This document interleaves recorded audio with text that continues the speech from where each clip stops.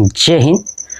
मैं क्लास 9 का मैथ पढ़ा रहा था, जिसके अंतर्गत प्रश्नावली 8.1 यानी जो चैप्टर 8 का है, और प्रश्नावली 8.1 तो मैंने कंप्लीट करा दिया है, और साथ ही साथ प्रश्नावली 8.2 सॉल्व करने से पहले मैंने आपको दो प्रमेय सिखाया था, मध्य बिंदु का प्रमेय और मध्य बिंदु का विलोम प्रमेय क्या होता है। जिन दोस्तों ने नहीं देखा है ना, तो उस वीडियो को ज़रूर देख लीजिएगा। लगभग 7 मिनट का है, क्योंकि जब आप उसको देख लोगे तो फिर ये प्रश्नावली 8.2 का जितना भी प्रश्न है ना, आप आसानी से कर पाओगे और आपको समझ में भी बेहतरीन आएगा। ठीक है, तो देखिए पहला प्रश्न क्या कह रहा है। कह रहा है ABCD एक चतुर्भुज है। देखिएगा ABCD ये एक चतुर्भुज है, ठीक है, जिसमें PQR और S क्रमशः भुजाओं AB, BC, CD और DA के मध्य बिंदु हैं। ठीक है, देखिएगा P जो है कि AB भुजा यानी AB का मध्य बिंदु है, Q जो है कि BC का मध्य बिंदु है, R जो है कि CD का मध्य बिंदु है, और जो S है ना वो DA का मध्य बिंदु है। ठीक है, AC उसका विकर्ण है। देखिए जो ये A से लेकर C तक है, ये एक विकर्ण है। क्या है ये? विकर्ण है। तो दर्शाइए कि SR समांतर AC। ठीक है, बताना है कि जो SR ना AC के समांतर होगा, और SR बराबर 1/2 AC। ठीक है, दूसरा PQ बराबर SR। ठीक है, बताना है कि ये PQ और ये SR दोनों बराबर होंगे, ये हमें बताना है। ठीक है, तीसरा PQRS एक समांतर चतुर्भुज है। देखिए PQRS ये एक समांतर चतुर्भुज है। समांतर चतुर्भुज क्या होता है कि जिसके आमने सामने की भुजाएं समांतर होती हैं और बराबर होता है, वो समांतर चतुर्भुज होगा। ये पॉइंट्स याद रखिएगा। देखिए आयत में भी यही होता है, लेकिन ये बात जरूरी है कि आयत में क्या होता है ना कि भुजाओं के मध्य का जो कोण होता है ना वो 90 डिग्री होता है। ठीक है, चलिए तो हमें इसको तीनों को सिद्ध करना है। ये हमें 3 बातें यहाँ पे दी गई है, तो चलिए एक एक से हम लोग सॉल्व करते हैं। सबसे पहले चेक करिए ये SR और AC कहाँ है। देखिए SR और AC। ठीक है, तो मैं क्या करता हूँ, यहाँ से एक त्रिभुज लेता हूँ ADC। दिख रहा है ADC, इसमें आ जाएगा ना SR भी आ जाएगा और ये AC भी आ जाएगा। क्लियर ना? तो चलिए सबसे पहले अब कहोगे सर आपने त्रिभुज ही क्यों लिया?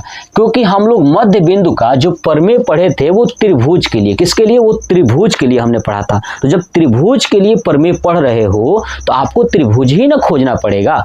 ठीक है, अब खोजने का तरीका क्या है कि प्रश्न में क्या पूछा है उसी के अकॉर्डिंग खोजेंगे। तो चलिए अब देखते हैं सबसे इंपॉर्टेंट बात, ध्यान से देखिए। अब हमको हल करना है, तो नीचे लिख देता हूँ हल। ठीक है, लिख दिया हल। चलिए देखिए सबसे पहले क्या लिखूंगा, पहले के लिए हमें पहला सॉल्व करना है ये वाला। ठीक है, तो लिखूंगा क्या कि त्रिभुज ADC में, ठीक है। अब इस त्रिभुज में देखिए S और ये R क्या है? मध्य बिंदु है। S जो है कि DA का है और R जो है कि CD का है ना। तो बस सबसे पहले लिखना है, क्या लिखूंगा कि भुजा बिंदु R तथा S है ना, R तथा S भुजा CD तथा DA का मध्य बिंदु है ना। हमने लिख दिया कि ये क्या है? मध्य बिंदु है।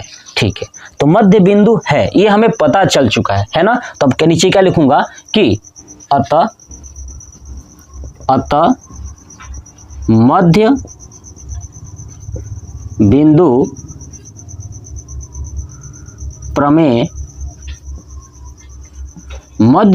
प्रमेय से। ठीक है, मध्य बिंदु प्रमेय से। अब मध्य बिंदु प्रमेय से क्या हो जाएगा कि ये एस आर है ना, एस आर को मिलाया गया है ना, तो क्या लिखूंगा मध्य बिंदु प्रमेय से। तो मध्य बिंदु प्रमेय से क्या हो जाएगा कि आपका, आप नोटिस कीजिए कि मध्य बिंदुओं को मिलाया गया है, ठीक है। तो मध्य बिंदु प्रमेय यही कहता है कि भैया जब आप जो मध्य बिंदु को मिला दोगे तो वो जो है कि एस आर समांतर हो जाएगा इस ए सी के, क्योंकि यही तो त्रिभुज था ए डी सी, तो ये हो जाएगा ए सी।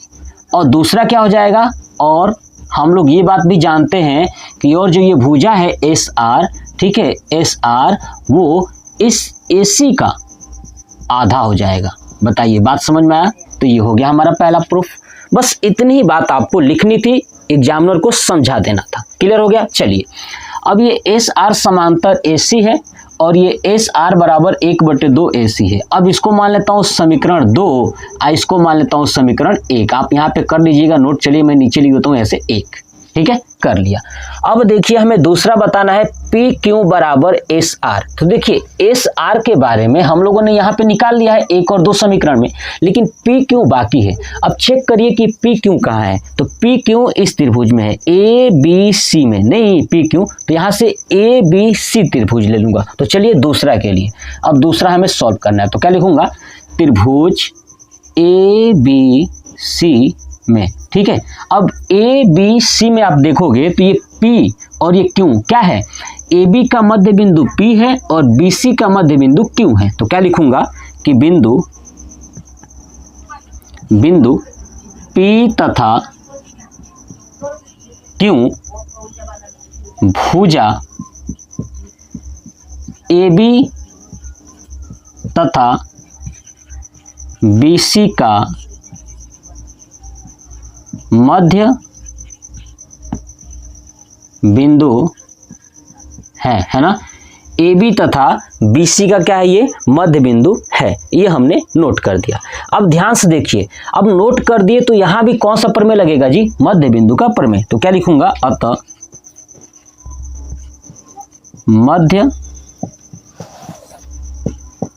बिंदु प्रमेय से। देखिए मध्य बिंदु प्रमेय से आप क्या देखोगे कि इसमें भी पी क्यू जो है कि इस ए सी के क्या हो जाएगी, समांतर हो जाएगी। तो क्या लिखूंगा, पी क्यू समांतर ए सी, ठीक है। अब इसको मान लेता हूं समीकरण 3, ठीक है। और दूसरा क्या हो जाएगा, और आपका हो जाएगा पी क्यू इक्वल टू 1/2 ए सी, है ना। ये भी यहाँ पे जैसे हुआ था सेम। अब ये हो गया समीकरण 4, ठीक है। अब क्या लिखूंगा कि समीकरण